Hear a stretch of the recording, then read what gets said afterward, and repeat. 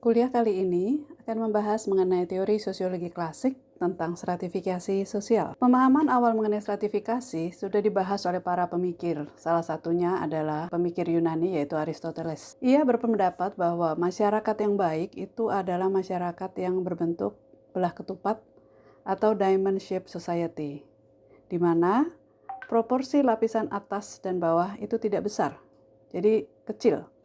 Sedangkan lapisan tengah adalah proporsi yang terbesar.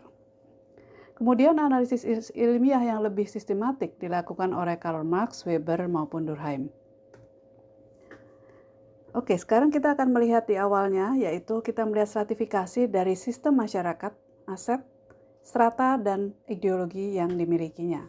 Misalnya dalam masyarakat feodal, sistem masyarakat feodal, aset yang dimiliki adalah tanah dan tenaga kerja. Sedangkan strata yang ada adalah ada raja, tuan tanah, maupun budak. Dan ideologi yang diterapkan dalam masyarakat adalah berbentuk doktrin, tradisi, dan agama.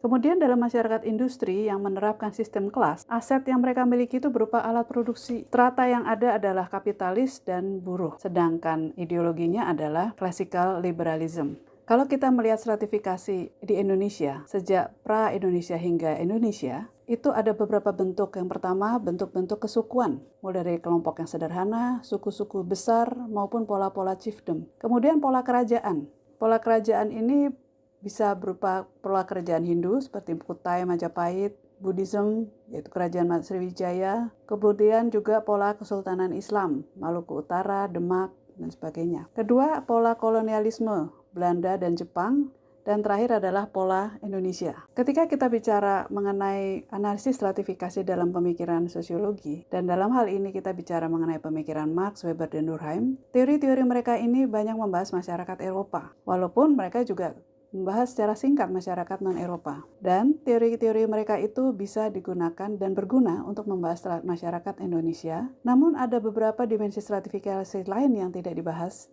antara lain suku, etnis, ras, agama, gender, stratifikasi karena spasial, misalnya pusat daerah maupun desa kota, dan juga stratifikasi global. Untuk pemikiran pertama yang akan dibahas saat ini adalah mengenai pemikiran Marx. Marx melihat dalam masyarakat ada economic base dan superstructure. Nah, Marx melihat bahwa masyarakat terdiri dari dua bagian itu, dan base itu terdiri dari kekuatan dan relasi produksi, berupa teknik produksi, relasi-relasi properti, pembagian kerja teknis di antara buruh majikan. Kemudian base ini menentukan hubungan dan gagasan-gagasan lain dalam masyarakat untuk membentuk suprastrukturnya, yang termasuk di dalamnya adalah institusi sosial dan politik. Kemudian Marx melihat mengenai properti. Dalam masyarakat dengan sistem agraria, properti yang ada adalah tanah. Dalam masyarakat kapitalis, propertinya berupa labor. Dan dalam masyarakat tersebut terjadi eksploitasi. Setelah kita membahas mengenai Marx, kita beralih kepada pemikiran Weber. Weber menganalisis stratifikasi dalam 3 dimensi, yaitu kelas, status, dan parti. Weber berargumen bahwa kekuasaan seseorang dapat mengambil beberapa bentuk yang dapat ditunjukkan dalam social order melalui statusnya, dalam economic order melalui kelasnya, dalam political order melalui partainya. Dengan demikian, kelas, status, dan partai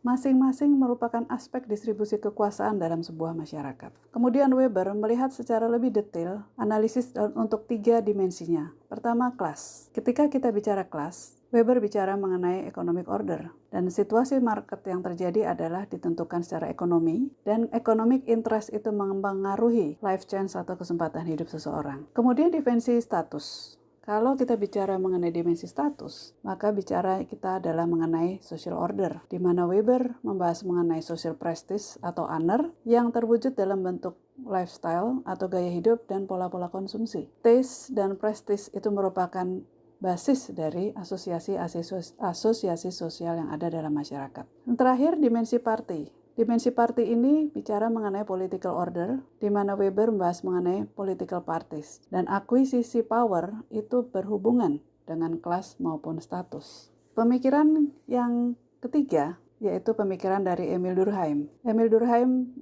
memiliki teori yang sangat terkenal mengenai division of labor, di mana dengan adanya division of labor itu terjadi diferensiasi yang menghasilkan kelompok-kelompok okupasi atau pekerjaan. Dan kelompok-kelompok okupasi itu memiliki saling ketergantungan satu sama lain karena mereka hidup dalam masyarakat yang memiliki solidaritas organik. Occupational Group Durkheim ini lebih fokus pada konteks okupasi atau kelompok-kelompok pekerjaan.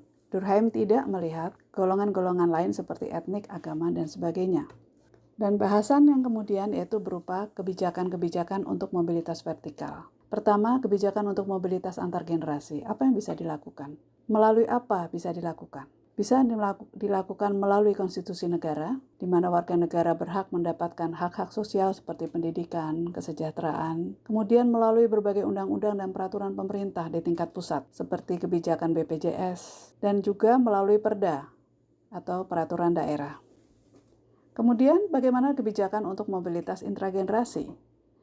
Bisa dilakukan melalui berbagai jaminan sosial kepada kepala keluarga, bantuan kredit usaha yang sudah dilakukan oleh pemerintah, pemilikan saham di perusahaan maupun saham komunitas, dan juga kebijakan-kebijakan terkait dengan pekerja migran internasional. Dan ketika kita bicara mengenai kebijakan-kebijakan untuk mobilitas vertikal, ada beberapa hal yang perlu diperhatikan. Pertama, apakah mobilitas yang terjadi itu berada dalam konteks kabupaten, provinsi, atau nasional. Ketiga level itu membedakan pada tingkat persaingan yang terjadi. Pada level kabupaten, persaingannya yang lebih rendah dibandingkan dengan provinsi maupun di dalam tingkat nasional. Dan piramida masyarakatnya juga di dalam kabupaten, piramidanya itu relatif lebih pendek ya, dibanding dengan di tingkat provinsi yang lebih tinggi dan di level nasional yang paling tinggi. Oke, pertama kita tadi melihat konteksnya di mana mobilitas itu bisa terjadi. Kedua, setiap pemerintah daerah, provinsi, dan kabupaten sebaiknya membuat renstra yang mendukung mobilitas vertikal, di mana selama ini belum terlihat wujud nyatanya. Kedua, pemerintah daerah, provinsi, dan kabupaten juga perlu berinisiatif dan melakukan inovasi-inovasi untuk membuat kebijakan dan juga menganggarkan kebijakan-kebijakan atau program-program yang mendukung mobilitas sosial vertikal. Demikian bahasan mengenai teori sosiologi klasik. Terima kasih.